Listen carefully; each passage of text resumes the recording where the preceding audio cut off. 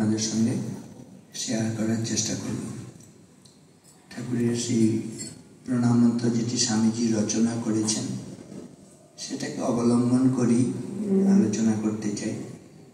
বলা হয়েছে, স্থাপকায় চ ধর্মস্য সর্বধর্ম স্বরূপিণে অবতার বরিষ্ঠায় রামকৃষ্ণায় তে নমঃ।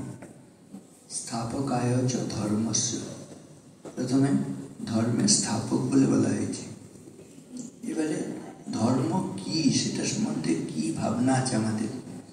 ধর্মের সংজ্ঞায় আমাদের দেশে বলা হয়েছে ধৃতি, সমা, দম, অস্তেয়, শৌচম, ইন্দ্রিয় নিগ্রহ, ধী, বিদ্যা, সত্যম, অক্রোধ, ত্যাগ, এগুলো সমস্ত হচ্ছে ধর্ম। ধৃতি হচ্ছে যেখানে ধৈর্য থাকবে সেখানে ধর্ম আছে। ক্ষমা বুঝতে অসুবিধা নেই। যাহারা তোমার বিষাইছে বায়ু, নিভাইছে তব আলো, তুমি কি তাদের ক্ষমা করিয়াছ, তুমি কি বেশেছ ভালো। এই ক্ষমার ভাব থাকলে সেখানে ধর্ম আছে। ধৃতিক সমা, দম, ইন্দ্রিয় দমন, অন্তরিন্দ্রিয় বহিরিন্দ্রিয় দমন, এটার মধ্যে ধরে হস্তে হচ্ছে চুরি না করা, অচৌর্য।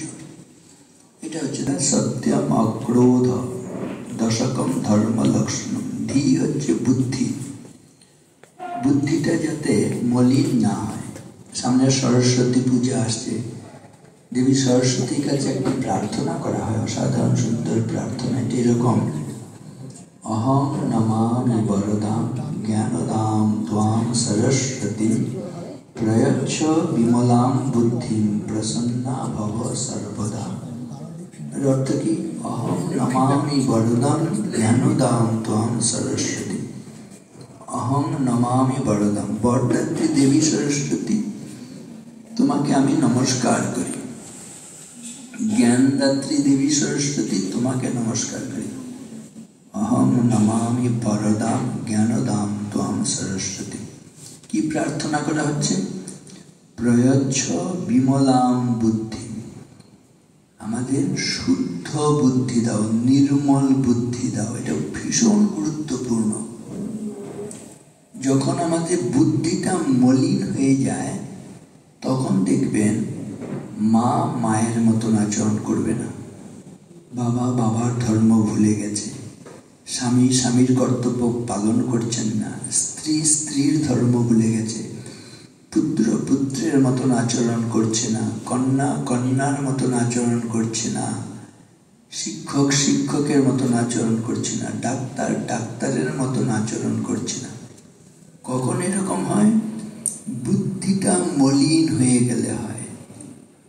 সেজন্য এই শুদ্ধ বুদ্ধির জন্য দেবী সরস্বতীর কাছে প্রার্থনা করা হয়। আর আমাদের সারদা সরস্বতী মা রয়েছেন। মায়ের শরণ নিলে, মা মানে হচ্ছে পবিত্রতা স্বরূপিণী, পবিত্রম চরিতম যস্যা পবিত্রম জীবনম তথা পবিত্রতা স্বরূপিণী তস্যৈ দেব্যৈ নমো নমঃ। এই পবিত্রতা হচ্ছে জগতের সবচাইতে বড় শক্তি। এই ভারতবর্ষটা টিকে আছে কিসের শক্তিতে? পুরুষদের শক্তিতে না। বলা হয়েছে রাষ্ট্রস্য সুদৃঢ়া শক্তি সমাজস্য চ ধারিণী। ভারতের সংস্কৃতে নারী মাতা নারায়ণী সদা। বলা হয় বিশ্বের যা কিছু মহান সৃষ্টি চিরকল্যাণকর, অর্ধেক তার করিয়াছে নারী, অর্ধেক তার নর। পুরুষ নারীর সমান অবদান রয়েছে, কিন্তু এ যাবৎকাল বলা হয়ে আসছে না পুরুষের শক্তিতেই ভারতবর্ষ টিকে আছে। কিন্তু আমি যেদিন এই শ্লোকটা প্রথমে পড়লাম অবাক মনে হয়েছে। এটা যেন সমস্ত ধ্যান ধারণা যেন চাইতে অনেক একটা বৈপ্লবিক ধ্যান ধারণা নিয়ে এই শ্লোকটি। কি বলেছে? রাষ্ট্রস্য সুদৃঢ়া শক্তি, রাষ্ট্রের হচ্ছে সবচেয়ে বড় শক্তি।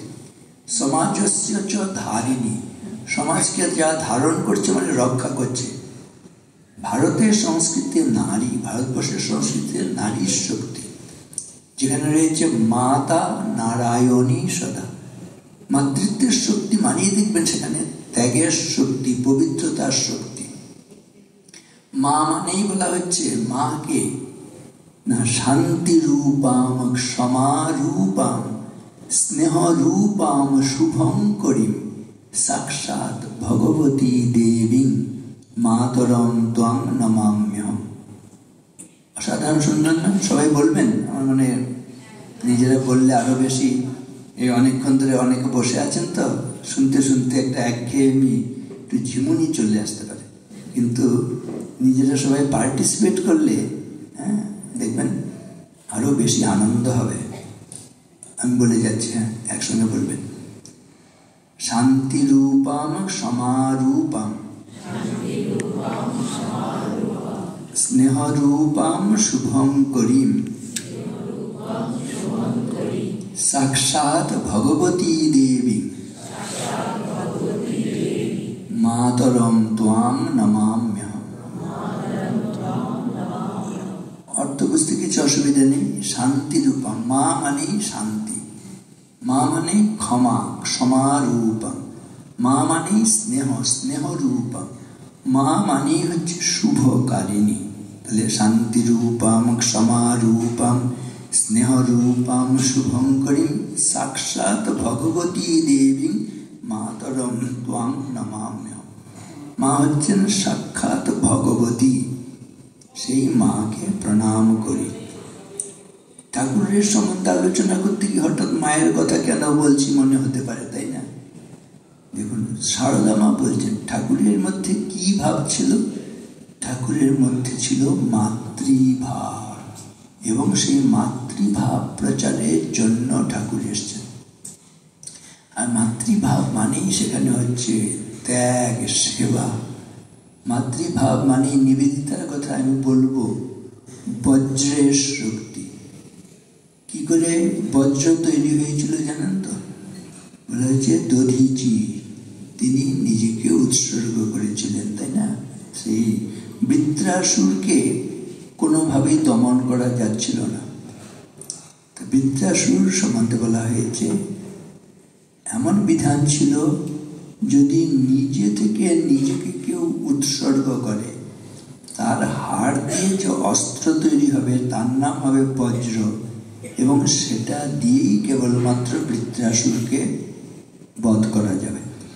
দধিচি ঋষি তিনি এগিয়ে এসেছিলেন, নিজেকে উৎসর্গ করেছিলেন জগতের কল্যাণের জন্য, এবং তার থেকে বজ্র তৈরি হয়েছিল।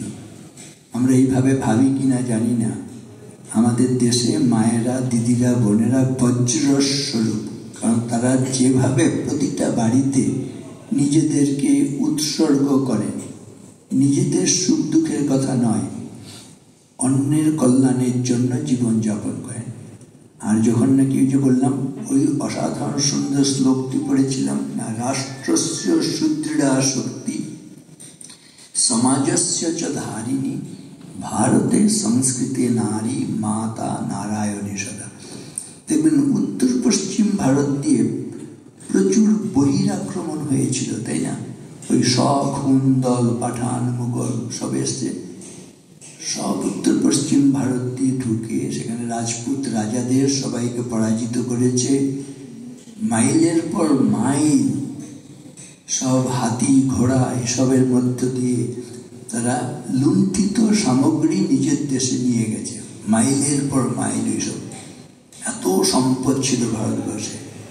তাহলে রাজারা পরাজিত, সেনাবাহিনী পরাজিত, সম্পদ লুণ্ঠন হয়েছে। এরপরে নারীদের, রাজমহিষীদের জীবন লুণ্ঠিত হবার কথা ছিল, কিন্তু তারা কিন্তু তাদের জীবনকে লুণ্ঠিত হতে দেননি।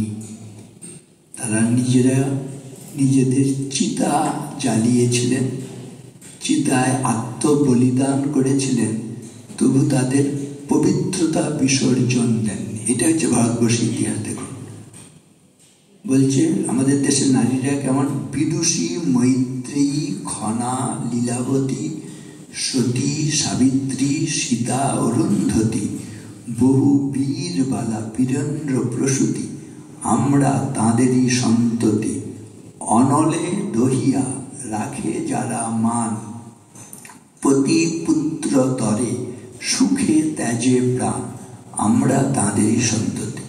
আক্ষরিকভাবে আমাদের দেশে মায়েরা, দিদিরা, বোনেরা তারা আগুনে আত্মবলিদান করেছেন, আত্মবিসর্জন করেছেন, তবু তাদের পবিত্রতা বিসর্জন দেননি। স্বামীজি বলছেন এখানেই হচ্ছে ভারতবর্ষের শক্তি।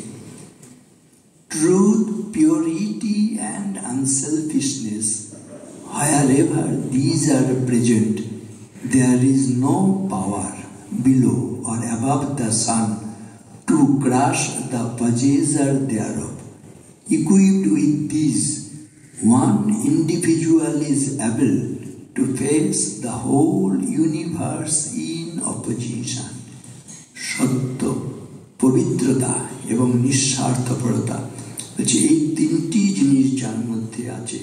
সূর্যের নিচে এবং সূর্যের উপরে এমন কোনো শক্তি নেই যে তাকে পরাজিত করতে পারে। আর এই তিনটি জিনিস অর্থাৎ সত্য, পবিত্রতা এবং নিঃস্বার্থপরতা কার মধ্যে থাকলে গোটা বিশ্ব ব্রহ্মাণ্ড যদি তার বিরুদ্ধে দাঁড়ায়, যার মধ্যে তিনটে জিনিস আছে তিনিই জয়ী হন। এই হচ্ছে তিনটে শক্তি। দেখবেন সারা বিশ্ব ব্রহ্মাণ্ড যদি আমরা ঘুরে বেড়াই, যে প্রাচীন সভ্যতাগুলো ছিল, আমরা বলি মিশরের সভ্যতা, গ্রিসের সভ্যতা, রোমের সভ্যতা, ব্যাবিলনের সভ্যতা, এগুলো গিয়ে কি এখন আমরা কোথাও কিছু দেখতে পাবো? দেখতে পাবো না, সব ধূলিসাৎ হয়ে গিয়েছে। কিন্তু ভারতের সভ্যতা এখনো কি করে বেঁচে আছে? এত বহিরাক্রমণ না, শক্তির মূলে ছিল এই সহিষ্ণুতা, এই ত্যাগের শক্তি, সেবার শক্তি, নিজেদের উৎসর্গ করার শক্তি। ওই যে আছে, উদয়ের পথে শুনিকার বাণী, ভয় নাই ওরে ভয় নাই, নিঃশেষে প্রাণ যে করিবে দান, ক্ষয় নাই তার ক্ষয় নাই। তাহলে নিজেদের প্রাণ দিয়েও তারা তাদের আদর্শ সেটাকে তারা বজায় রেখেছেন। আর ভারতবর্ষের আদর্শ মানে স্বামীজি বলছেন the twin ideal of India are renunciation and service. Intensify her in those two channels and the rest will take care of themselves. তাহলে ত্যাগ এবং সেবা এই দুটি হচ্ছে ভারতবর্ষের জাতীয় আদর্শ। এই দুটি ধারায় যদি আমরা আমাদের শক্তিকে অক্ষুণ্ণ রাখতে পারি, তাহলে আমাদের সব জায়গায় জয় হবে, এতে কোনো সন্দেহ নেই। মূল শক্তি হচ্ছে তাদের ত্যাগ এবং সেবা। তা শ্রীরামকৃষ্ণ এসে কিন্তু এটাই করলেন। ধর্ম স্থাপন করতে গিয়ে যার যেটা ধর্ম, মা হলে আগেই বলেছি মায়ের ধর্ম আছে, বাবা হলে বাবার ধর্ম। আমরা বলি, আমাদের দেশে বলা হয় মাতৃদেব ভব, পিতৃদেব ভব, আচার্য দেব ভব, অতিথি দেব ভব। এর অর্থ আমরা কি করি? মাকে দেবতার মতন শ্রদ্ধা করবে, পিতাকে দেবতার জ্ঞান করবে, অতিথিকে দেবতার জ্ঞান করবে, শিক্ষককে দেবতার জ্ঞান করবে। এটা অর্থ ঠিক আছে, কিন্তু ভব কথার অর্থ কিন্তু হওয়া। মাতৃদেব ভব মানে হচ্ছে মাতা দেবতা হন, পিতৃদেব ভব মানে পিতা দেবতা হন, আচার্য দেব ভব মানে আচার্য দেবতা হন। একটা জিনিস দেখবেন, বাস্তবটা কি না, মা যদি দেবতা না হন, দেবতার মতন আচরণ না করে, পুত্রকন্যারা কি মাকে দেবতা জ্ঞান করতে পারবে? আমি একটি শিক্ষা প্রতিষ্ঠানের কথা বলছি, এই শ্লোকটি পড়ানো হচ্ছিল, মাতৃদেব ভব, পিতৃদেব ভব, আচার্য দেব ভব। মা বাবার কথা শুনলে দেখবেন দুষ্টু ছেলেগুলো একটু শান্ত হয়, কিন্তু সেখানে দেখা গেল একটি ছেলে গর্জে উঠল। সে বলে উঠল, স্যার দয়া করে এই বস্তা পচা কথাগুলো আমাকে শোনাবেন না। কেন এরকম অস্বাভাবিক কথা বলছিস বাবা? শোন। ক্লাসটা শেষ হয়ে যেতে তাকে আলাদা করে ডেকে জিজ্ঞেস করা হলো, কেন এই কথা বলছিস? সেই ছেলেটি বলছে, আমার জীবনে যদি সবচেয়ে বড় শত্রু কেউ থাকেন, তিনি আমার মা। তিনি আমার জীবনের রাক্ষসী ছাড়া কিছু নন। কেন বলছিস না? শিশু বয়সে মা আমাকে ত্যাগ করে অন্য কোথাও গিয়ে সংসার করছে। এই যে ছেলেটি স্বাভাবিক জীবনযাপন করতে পারলো না, এর জন্য কি ওই ছেলেটি দায়ী না মা দায়ী? এখানে দেখুন, মা মায়ের ধর্ম ভুলে গেছে। সেজন্য প্রত্যেকের জন্য আমাদের ধর্ম নির্দিষ্ট। আমি বলবো, ঠাকুর ধর্ম স্থাপন করতে এসছেন মানে হিন্দু ধর্ম, খ্রিস্টান ধর্ম, বৌদ্ধ ধর্ম, জৈন ধর্ম এগুলো যতটা নয়, প্রত্যেক মানুষের জন্য ধর্ম রয়েছে। আমরা যে যে অবস্থানে আছি তার কতগুলো ধর্ম আছে। এই ধর্মগুলো আমরা পালন করছি কিনা? বলা হয়েছে শুধু আমি কৃষ্ণ নাম করছি, হরি নাম করছি। শাস্ত্র বলছেন যারা নিজের কর্তব্য না করে, কর্তব্য অবহেলা করে শুধু কৃষ্ণ নাম করে, হরি নাম করে, তারা হরিকে কৃষ্ণকে বিদ্বেষ করে, এরা মূর্খ ছাড়া কিছু নয়। বলছে মূল শ্লোকটা এরকম, সধর্ম কর্ম বিমুখা কৃষ্ণ কৃষ্ণেতি বাদিন তে হরের দেশিন মূঢ়া। হরি বিদ্বেষী বলছে, হরি নাম করছে অথচ নিজের কর্তব্য করছে না, তারা হরি বিদ্বেষী। তে হরের দেশিন মূঢ়া, এরা মূর্খ ছাড়া কিছু নয়। দেখবেন ঠাকুরের বাস্তব একটা আচরণে এটা ফুটে উঠেছে। প্রথমেতে আছে দেখবেন, প্রতাপের ভাই এসেছিল, সে সংসার করেছে, কিন্তু স্ত্রী পুত্র কন্যা এদেরকে শ্বশুর বাড়িতে রেখে দিয়েছে। ঠাকুর শুনেই বলছেন, সেটা উচ্চারণ করা যাবে না, কামারপুকুরে কেউ বাংলায় বলে দিচ্ছেন, ঢয়কার ম দন্ত নয়াকার, তালবর্ষ একার লয়াকার। নিজের দাদার মতন আত্মীয় এত চটে গেছেন যে নিজের কর্তব্য করছে না, স্ত্রী পুত্রের প্রতি দায়িত্ব পালন করছে না। এখানে ধার্মিক সেজে দক্ষিণেশ্বরে এসে বসে আছে, বাড়ি থেকে খবর পাঠাচ্ছে বাবার কাছে, আমরা কিছু টাকা পয়সা চাইবো না, শুধু একবার আসতে হলো, একটু দেখবো, তাতেও যাচ্ছে না। এত কর্তব্য বিমুখ। ঠাকুর তাকে ওরকম ভাবে গালাগাল দিচ্ছে।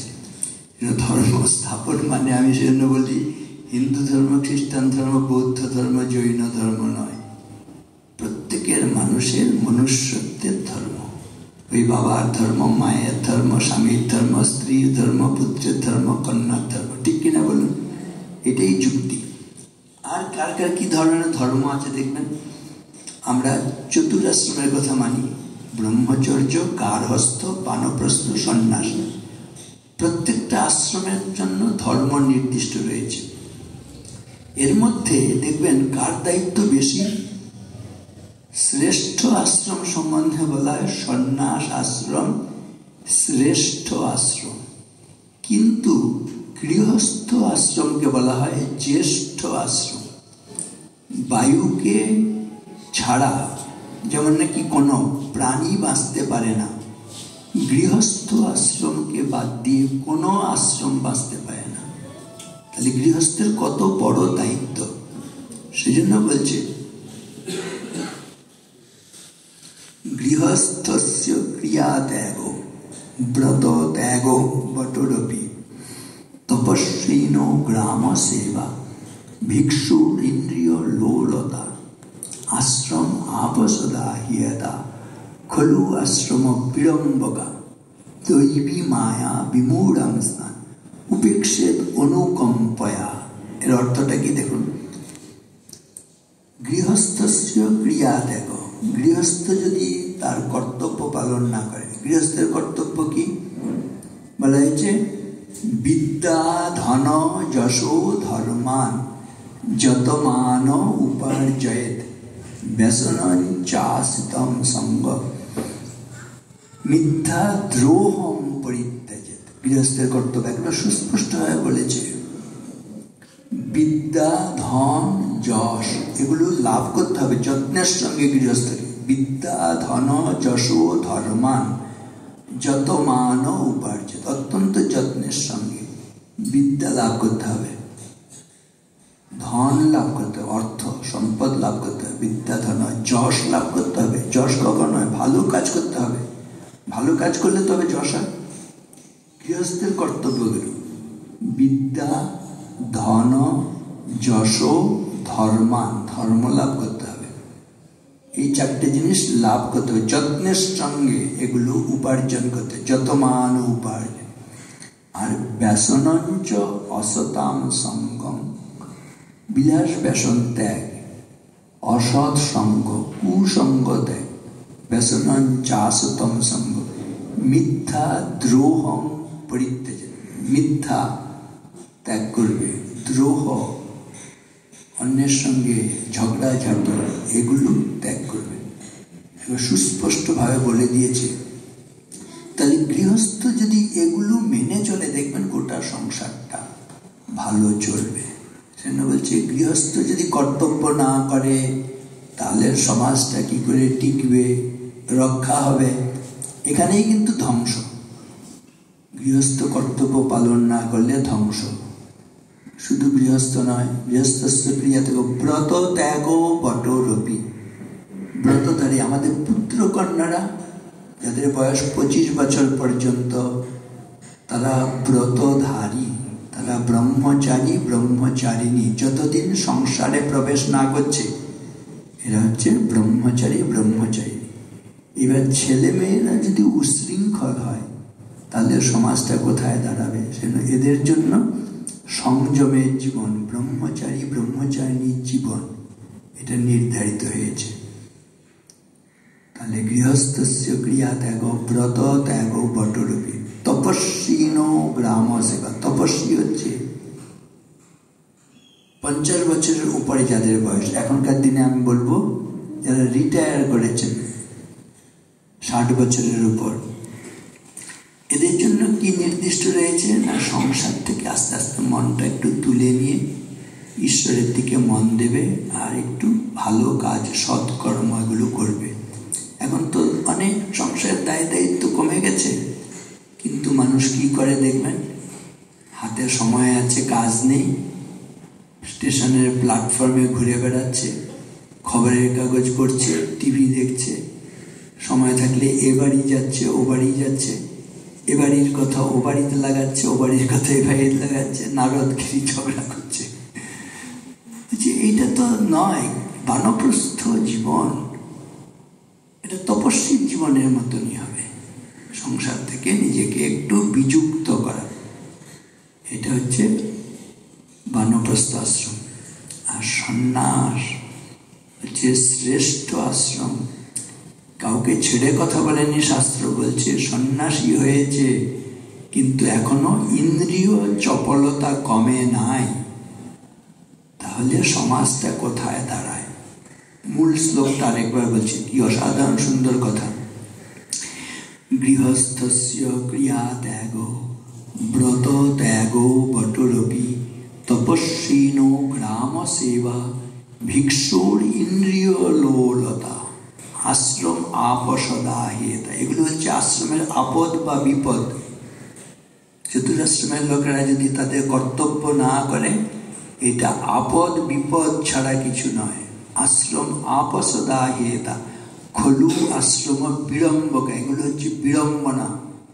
দৈবী মায়া বিমূঢ়াং স্থান উপেক্ষিত অনুকম্পয়া, যখন দৈবী মায়া দ্বারা মোহগ্রস্ত হয়, যখন বুদ্ধিটা মলিন হয়ে যায়, তখন তাহলে তারা ব্রহ্মচর্য গার্হস্থ বানপ্রস্থ সন্ন্যাসী, তারা হচ্ছে তাদের কর্তব্য পালন করে না।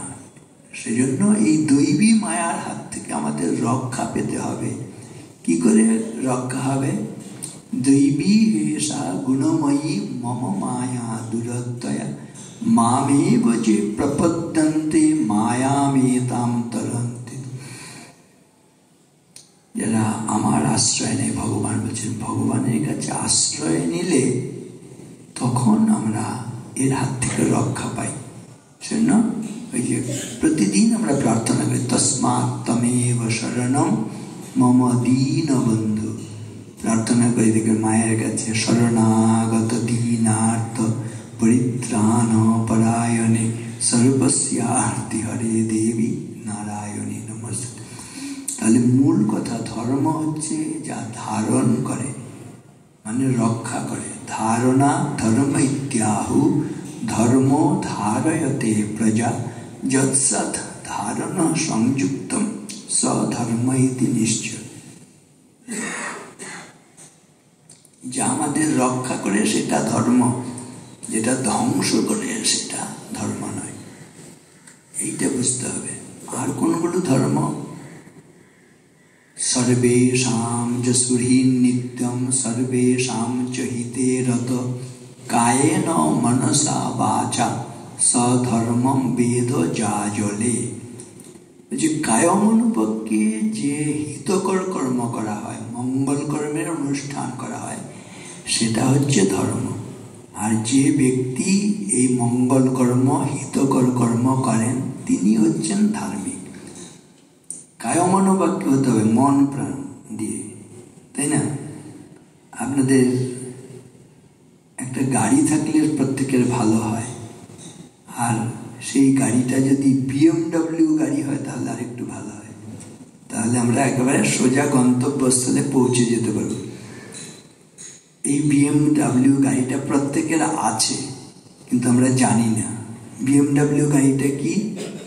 B for body, M for mind, W for word. দেখুন, বডি মাইন্ড ওয়ার্ড। বডি মানে কায়, মাইন্ড মানে মন, কায় মন, আর ওয়ার্ড মানে বাক্য, আছে না? তাহলে কায় মন বাক্যে যদি আমরা ঈশ্বরের স্মরণ নিই, আমরা আদর্শকে ধরে থাকি, এটাই ধর্ম। দেখবেন জল কখনো তার ভিজিয়ে দেওয়ার ধর্ম ত্যাগ করে না, আগুন তার পুড়িয়ে দেওয়ার ধর্ম ত্যাগ করে না, তাই না? বায়ু শুকিয়ে দেওয়ার ধর্ম প্রকৃতি ত্যাগ করে না। মানুষও যে মনুষ্যত্বের ধর্ম ত্যাগ করবে না, সে সত্যিকারের মানুষ। কটা উদাহরণ দেয়া হচ্ছে। চন্দনকে যত ঘষবেন ধ্বংস হচ্ছে, কিন্তু জোরে ঘষলে পরে কি শেষকালে একটু দুর্গন্ধ দিয়ে যায়? যত বেশি ঘষবেন, যত বেশি কষ্ট পাচ্ছে, ধ্বংস হচ্ছে, তত বেশি সুগন্ধই দিয়ে যাচ্ছে। আখের উদাহরণ দিচ্ছে। আখ মারাই কল দেখেছেন? প্রথমে মোটা দাঁতের মধ্য দিয়ে পার করছে, রস দিচ্ছে, তারপরে আরেকটু সরু দাঁত দিয়ে আরেকটু রস দিচ্ছে, একবারে পিষ্ট করে ফেলছে, সমান আরেকটু রস দিচ্ছে। তখন কি করে? সেটাকে ভাঁজ করে আবার পিষ্ট করছে, তখনও কিন্তু রস নেই, কিন্তু পিষ্ট করলে আরো এক ফোঁটা হলেও দিয়ে দিচ্ছে। কিন্তু শেষকাল কি তেতো রস দিচ্ছে না, মিষ্টি রসই দিচ্ছে। আপনারা সোনাকে যত আগুনে গলাবেন, উচ্চ তাপে গলালে তার থেকে দেখবেন খাদগুলো বেরিয়ে আসে। যত তাকে কষ্ট দেবেন তত সে বেশি উজ্জ্বল হচ্ছে, তাই না? বেশি তাপে গলালে খাদ বেশি বেরিয়ে গেল, আরো নিকষ সোনা, একেবারে অতি উজ্জ্বল। এই কটা উদাহরণ দিয়ে বলছে আমাদেরও যেটা করণীয় আমরা সেটা করব, যেটা করণীয় নয় করব না মানুষ হিসেবে। এই হুঁশ নিয়ে বাঁচা। অকর্তব্যম নকর্তব্যম প্রাণই কণ্ঠগতৈরপি কর্তব্যমেব কর্তব্যম প্রাণই কণ্ঠগতৈরপি। প্রাণ চলে গেলেও যেটা করণীয় নয় করব না, আর প্রাণ চলে গেলেও যেটা করণীয় সেটাই করব। বলা হয়েছে উদাহরণগুলো আমি যেটা বলেছিলাম, চন্দনের উদাহরণ, আখের উদাহরণ, সোনার উদাহরণ, এগুলো বলতে গিয়ে কি বলা হয়েছে? ঘৃষ্টম ঘৃষ্টম পুনরপি পুনঃ চন্দনম চারু গন্ধম ছিন্নম ছিন্নম পুনরপি পুনঃ স্বাদু চৈবেক্ষু কাণ্ডম দগ্ধম দগ্ধম পুনরপি পুনঃ কাঞ্চনম কান্তবর্ণম প্রাণাত্ময়পি প্রকৃতি বিকৃতি জায়তে নোত্তমানম। যারা উত্তম উত্তম শ্রেণীর মানুষ তারা কখনো তাদের বিকৃতি ঘটাবে না। অর্থাৎ তাদের যে ধর্ম, তাদের যে কর্তব্য, তাদের যে আদর্শ, সেটাকেই ধরে থাকবে, আদর্শচ্যুত হবে না। নিন্দন্তু নীতিনি পুনা যদি বাস্তুবন্তু লক্ষ্মী সমাভীষতু গচ্ছতু বা যথেষ্টম অদ্বৈব মরণমস্তু শতাব্দান্তরে বা ন্যায়াৎ পথ প্রবিচলন্তি পদম ন ধীরা। ধীর ব্যক্তি কখনো নিজের ন্যায়ের পথ থেকে বিচ্যুত হয় না। দেখবেন দেবতা আর মানুষের সঙ্গে, অসুরের সঙ্গে পার্থক্য কি?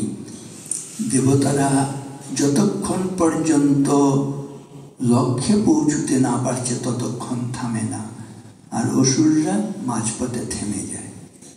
আপনারা সমুদ্র মন্থন হয়েছিল গল্প জানেন তো? দেবতা অসুররা মিলে মন্থন শুরু করেছিল। কেন? সমুদ্র গর্ভে অমৃত আছে। এবার কিছুদিন মন্থন করার পরে মণিরত্ন মহামূল্যবান সামগ্রী বেরিয়ে এলো, আর অসুররা খুব খুশি হয়ে গেল এসব নিয়ে চম্পট। দেবতারাও সন্তুষ্ট হলেন, কিন্তু তারা বিচার করতে বসলেন। আচ্ছা, মণিরত্ন পেয়েছি, কিন্তু লক্ষ্য ছিল আমাদের অমৃত লাভ, অমৃত তো পাইনি, থামলে হবে না, আবার মন্থন করতে হবে। আবার মন্থন শুরু করলেন। এবারে কি মণিরত্ন মূল্যবান সামগ্রী উঠল না। দ্বিতীয়বার যখন মন্থন করতে শুরু করলেন তখন বিষ উঠে এলো। আবার তারা খুব জর্জরিত, কিন্তু এবারও তারা বিচার করলেন, না, আমরা না চাইতে মণিরত্ন পেয়ে খুব খুশি হয়েছিলাম, এখন বিষ উঠছে বললে আমাদের এখন মুহ্যমান হলে হবে না, যত কষ্টই হোক চলো আমরা আবার গিয়ে মন্থন করব। সেই মন্থন করার ফলে শেষে অমৃত উঠে এলো। এটা কিন্তু আমাদের প্রত্যেকের জীবনে এটা হয়। যে কোনো কাজ শুরু করুন, দেখেন প্রথমে খুব অনুকূল, কিছুদিন পরে আর কাজটা করতে ইচ্ছে করবে না। জপ ধ্যানের ক্ষেত্রে, সাধন ভজনের ক্ষেত্রে দেখবেন একটা সময় আসে কিছুতেই জপ করতে ইচ্ছে করবে না, ধ্যান করতে ইচ্ছে করবে না, মনটাকে কিছুতেই বাগে আনা যাবে না। এখানে তখন বিষ উঠছে। হ্যাঁ, এটা মনে করবেন। এই সময়টা কিন্তু খুব কঠোর। এই সময় একেবারে ইচ্ছে না করলেও ওষুধ গেলা মতন করে হলেও আমাদের করতে হবে। এখানে হেরে যাওয়াই হচ্ছে আসরিকতা, বাসবিকতা। আর এটাকে অতিক্রম করতে পারলে আমরা দেবতা হয়ে যাই। রত্নৈর মহার হই তুতুসুর ন দেবা ন ভেজিরে ভীম বিশেন ভীম সুধাম বিনা ন প্রযুর বিরামম ন নিশ্চিতার্থা বিরমন্তি ধীরা। ধীর ব্যক্তি, দেবতারা নিশ্চিত ফল প্রাপ্তির আগে থামে না। প্রারব্ধতে ন খলু বিঘ্ন ভয়েন নীচই প্রারব্ধ বিঘ্ন ভয়তা বিরমন্তি মধ্যা বিঘ্নই পুনঃপুনরপি প্রতিহন্যমানা প্রারব্ধ উত্তম জনা ন পরিত্যজন্তি।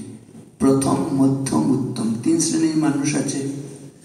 বলছে প্রারব্ধতে ন খলু বিঘ্ন ভয়েন নীচই।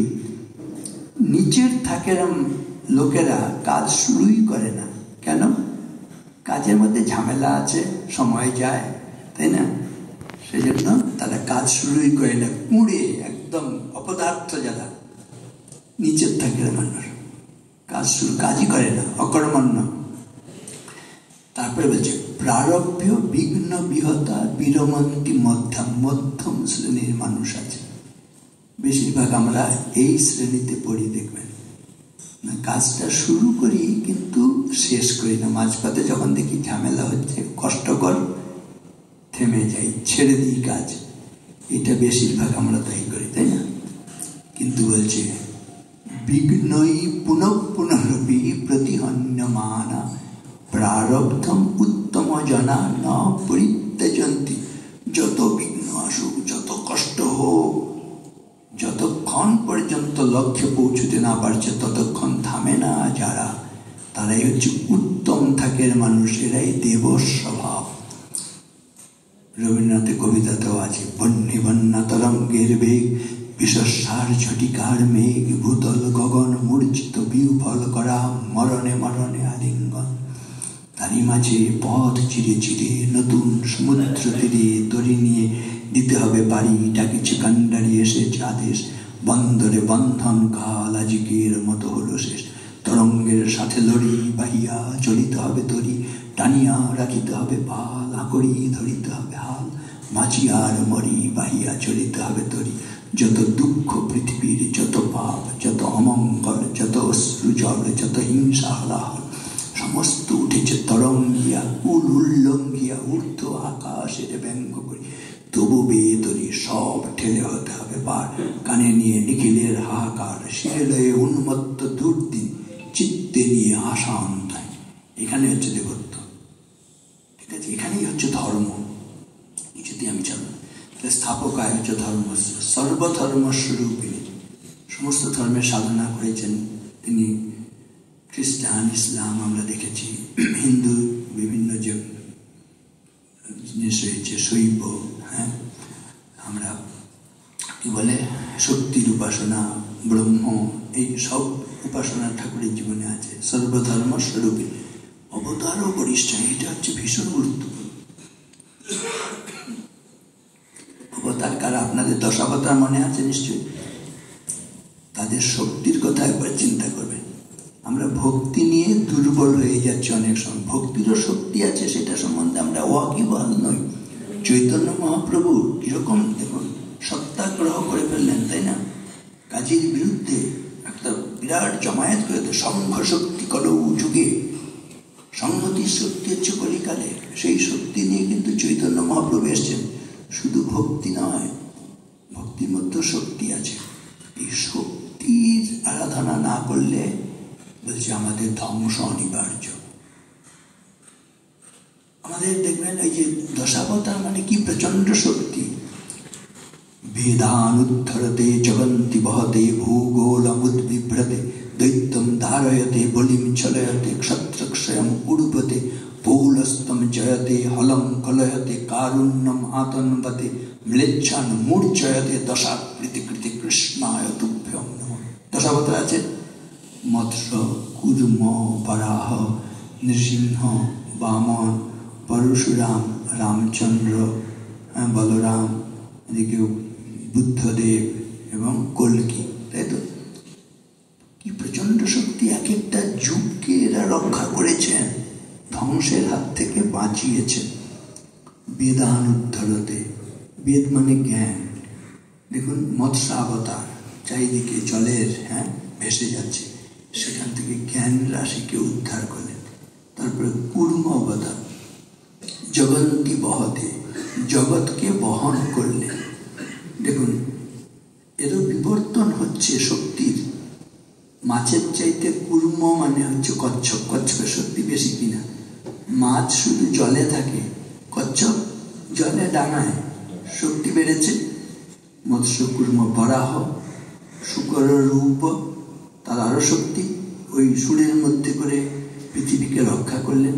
তাহলে বেদানুদ্ধরতে জগন্তি বহতে ভূগোলমুদ্বিভ্রতে, তারপরে দৈত্যম দারয়তে, হিরণ্যকশিপু, তাই না? কিরকম? হিরণ্যকশিপু দৈত্যকে নৃসিংহ ভগবানের, তাই তো? একদিকে নৃ মানে মানুষ, আর সিংহ মানে সিংহ। নিচের অংশটা পশুর মতো, মানে মানুষের মতন, আর উপরের দিকটা সিংহের মুখ। দেখুন তখন পূর্ণাঙ্গ মনুষ্যত্ব আসেনি। ন মৃগম ন মানুষম স্তম্ভে সভায়াম ন মৃগম ন মানুষম। হিরণ্যকশিপু তার একমাত্র কাজ হয়েছে যে পুত্রের নিরাপত্তা বাবার উপর নির্ভর করে। সেই বাবা একমাত্র কাজ হচ্ছে পুত্রকে কি করে নিধন করবেন। এই হচ্ছে আসরিকতা, তাই না? বলে যে তোর বিষ্ণু কোথায় আছেন? না, তিনি সর্বব্যাপী। এই স্তম্ভের মধ্যে আছে। হ্যাঁ আছে। স্তম্ভে আঘাত করতে গেলেন, অমনি তিনি এলেন। কিরকম ভাবে এলেন? শক্তিটা দেখুন। গর্জন্তম গর্জয়ন্তম নিজ ভুজ পটলম স্ফোটয়ন্তম হঠন্তম রূপ্যন্তম তাপয়ন্তম দিবি ভুবি দিতিজম ক্ষেপয়ন্তম ক্ষিপন্তম ক্রন্দন্তম রোষয়ন্তম দিশি দিশি সততম সংহরন্তম ভরন্তম শক্তি দিব্য সিংহং নমামি। কোন জায়গায় দুর্বলতা আছে? প্রচন্ড শক্তি না? ইতো নৃসিংহ পরতো নৃসিংহ যতো যতো যামি ততো নৃসিংহ বহি নৃসিংহ হৃদয়ে নৃসিংহ নৃসিংহমাদিম পুরুষম নমামি। প্রচন্ড শক্তি না? উগ্রম বীরম মহাবিষ্ণু জ্বলন্তম সর্বতোমুখম নৃসিংহম ভীষণম ভদ্রম মৃত্যুর মৃত্যুর নমাম্যহম। মৃত্যুর কারণ নৃসিংহ ভগবান। এই ধ্যান করে দেখুন সমস্ত দুর্বলতা চলে যাবে।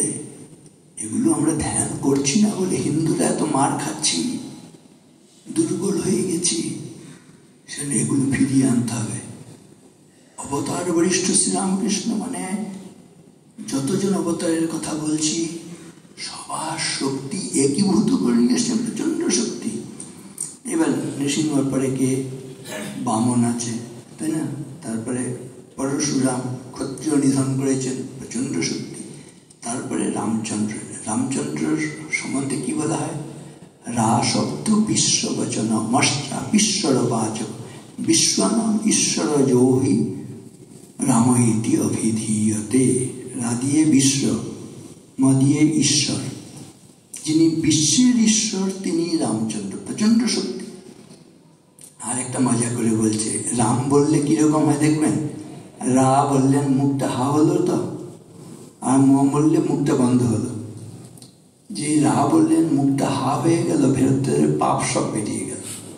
আর ম বললেন তো কপাটের মতো মুখটা বন্ধ হয়ে গেল, পাপ যাতে আর প্রবেশ করতে না পারে সেরকম।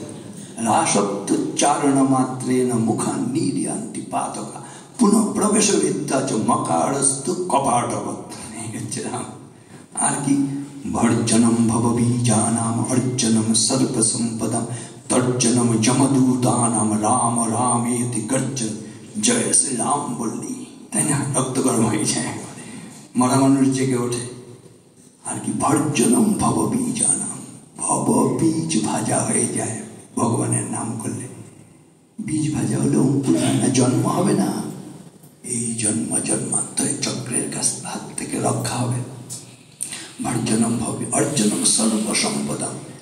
বাইরের সম্পদ বুঝি ধন দৌলত, হ্যাঁ, খালি পেটে ধর্মায়ণ দরকার আছে, কিন্তু তার চাইতে বেশি দরকার দেখবেন অন্তরের সম্পদ, মানে দৈবী সম্পদ। তাহলে বাইরেরও অভাব দূর হয়, ভেতরের যে অন্তঃশ্বাস শূন্যতা সেটা নষ্ট হয়ে দৈবী সম্পদ লাভ হয়। দৈবী সম্পদ লাভ হলে আর কিছু সম্পদের দরকার নেই, তাই না? ভগবানের নাম বলে সেই সম্পদ আসে। অর্জনম সর্বসম্পদ তর্জনম যমদূতানাম, যমদূত পালিয়ে যাবে। রাম রাম ইতি গর্জন। এই হচ্ছে। আর কি দেখবেন আপনার রাম নামে করেন? আপদাম আর্তিহন্তারম দাতারম সর্বসম্পদম আছে। আত্মানাম আর্তিহন্তারম ভীতানাম ভয়নাশতম দ্বিশতম কালদণ্ডম তম রামচন্দ্রম নমাম্যহম। যে শত্রুর কাছে সে যমদূতের মতো। দ্বিশতম কালদণ্ড, কালদণ্ড মানে যমদূত, যমের মতন এসে শত্রু নাশ করে। যারা ভীত তাদের ভয় নাশ করে, আর্তদের আরতি নাশ করে। এত শক্তি রামচন্দ্রের। এবার যিনি রাম যিনি কৃষ্ণ তিনি রামকৃষ্ণ। কৃষ্ণের শক্তি কেমন বলে শেষ করছে। অম্ভোধি স্থলতাম স্থলম জলধিতাম ধুলিলব শৈলতাম শৈলম মৃৎকণতাম তৃণম কুলিশতাম বজ্রম তৃণক্ষীণতাম বহ্নি শীতলতাম হিমম দহনতাম আয়াতি যস্যেচ্ছয়া লীলা দুর্ললিতাদ্ভুত ব্যসনিরে কৃষ্ণায় তুভ্যম নমঃ। অর্থটা কি? অম্ভোধি স্থলতাম। অম্ভোধি মানে মহাসাগর, মানে জলকে যিনি স্থলে পরিণত করতে, মহাসাগরকে মহাদেশে পরিণত করতে পারেন। ধূলিকণাকে পর্বতে পরিণত, পর্বতকে ধূলিকণায় পরিণত করতে পারেন। ঘাসকে বজ্রে পরিণত করতে পারেন, বজ্রকে ঘাসে পরিণত করতে পারেন। আগুনকে বরফে, বরফকে আগুনে পরিণত করতে পারেন। খেলা চলে ইচ্ছা মাত্রে। ওই যে আছে খেলিছ এ বিশ্ব লয়ে বিরাট শিশু আনমনে নীরজনে প্রভু নীরজনে প্রলয় সৃষ্টি তব পুতুল খেলা নীরজনে প্রভু নীর। পুতুলের মতন সৃষ্টি স্থিতি প্রলয় পুতুল খেলার মতন ভাঙছেন গড়ছেন ইচ্ছা মাত্রে ভাঙিছ গড়িছ নীতি আপন মনে নীরজনে প্রভু নীর। আছে না কি প্রচন্ড শক্তি। এবার দেখুন, যিনি রাম যিনি কৃষ্ণ তিনি এই শরীরে রামকৃষ্ণ। রামকৃষ্ণের শক্তি কেমন? শক্তি সমুদ্র সমুদ্র তরঙ্গ দর্শিত প্রেম বিজৃম্ভিত রঙ্গ সংশয় রাক্ষস নাশ মহাস্ত্রম যামি গুরুম শরণম ভববৈত। আমি বেশি ব্যাখ্যায় যাচ্ছি না। শ্রীরামকৃষ্ণ মানে নাটকে সিনেমায় যেমন দেখছেন চলতে পারছেন না, ফিরতে পারছেন না, কথা বলতে পারছেন না, এটা নয়। মাস্টারমশাই বলছেন তিনি যখন বিচরণ করছেন সিংহের মতন বিচরণ করছেন দক্ষিণেশ্বরে। আমাদের স্বামীজি এই শক্তির কথা বললেন। কি বললেন? কুড়ুমস্তারক চরবনম ত্রিভুবনম উৎপাটয়ামি বলাৎ কিং ভুবন বিজানাসি অস্মান রামকৃষ্ণ দাসাভয়। তোমরা জানো না আমরা কারা? আমরা রামকৃষ্ণের দাস। কুড়ুমস্তারক চরবনম, এই গ্রহ নক্ষত্র এদেরকে আমরা চিবিয়ে খাবো। সমস্ত বিশ্ব ব্রহ্মাণ্ড আমাদের পায়ের তলায় এসে পড়বে। আমরা এত শক্তির। জগদীশ্বর ঈশ্বর আমি পুরুষোত্তম সত্য আমি তাথিয়া তাথিয়া মথিয়া ফিরি এসর্গ পাতাল মর্ত। শুধু পুরুষরা না, নারীরা কিরকম অনুভব করেছেন? অহং রুদ্রেভি বসুভিশ্চরামি অহমাদিত্যৈরুত বিশ্বদেবৈ অহং মিত্রা বরুণো ভা বিবরমহম অহম ইন্দ্রাগ্নি অহম অশ্বিনো ভা। অমৃত ঋষির কন্যা বাঘ, তাই তো? দেখুন কি প্রচন্ড শক্তি। তিনি একজন কন্যা, ঋষি কন্যা, তিনি বলছেন আমার মধ্যে সমস্ত শক্তি, ইন্দ্র মিত্র বরুণ সব আমার থেকে জাত হয়েছে। প্রচন্ড শক্তি না? জগন্মাতার আরাধনা করেছেন শ্রীরামকৃষ্ণ। জগন্মাতার শক্তি কেমন? কেনোপমা ভবতু তেস্য পরাক্রমস্য রূপঞ্চ শত্রুভয়কারী অতিহারি পুত্র চিত্তে কৃপা সমর নিষ্ঠুরতা চ দৃষ্টা তয়্যেব দেবী বরদে ভুবনত্রয়ে রোগান শীর্ষান অপহংসি তুষ্টা রুষ্টাৎ কামান সকলান অভীষ্টাৎ ত্বামাশ্রিতানাম ন বিপন্নরানাম ত্বামাশ্রিতায় আশ্রয়তাম প্রয়তে। প্রচন্ড শক্তি। গীতাতে ক্লৈব্যং মাস্মকম অপ্রার্থনয়িত দেশবাচে উত্তিষ্ঠ। এই যে উপনিষদে উত্তিষ্ঠত জাগ্রত আরো আছে। বিবেক চূড়ামণিতে মা ভৈষ্ট বিদ্যম তব নাস্তি উপায়, তুমি ভয় পেও না। এগুলোই সব আমাদের ধর্মশাস্ত্র শিক্ষা দেয়। দুর্বলতার অবসান হয়ে শক্তির। শ্রীরামকৃষ্ণ কিন্তু শক্তিশ্বর। আমি বলবো আমরা ঠাকুরকে নিয়ে ভাবতে গিয়ে যেন এই শক্তির ধ্যান করি। সমস্ত দুর্বলতা কেটে গিয়ে আমরা প্রচন্ড শক্তির অধিকারী হব। জীবনে আনন্দ লাভ করব। আমাদের ধ্বংসের হাত থেকে রক্ষা হবে। পুত্রকন্যা আমাদের পরবর্তী প্রজন্মের কাছে এই শক্তিদায়ী ভাবনাগুলো দিয়ে যেতে হবে। তবে তারা আবার একদিন জেগে উঠবে। মোদের দেশ নাহি রবে পিছে, ঋষি রাজকুল জন্মেনি মিছে, দুদিনের তরে হীনতা সহিছে, জাগিবে আবার জাগিবে, আসিবে শিল্প ধন বাণিজ্য, আসিবে বিদ্যা বিনয় বীর্য, আসিবে আবার আসিবে। নমস্কার, সবাই ভালো থাকবে।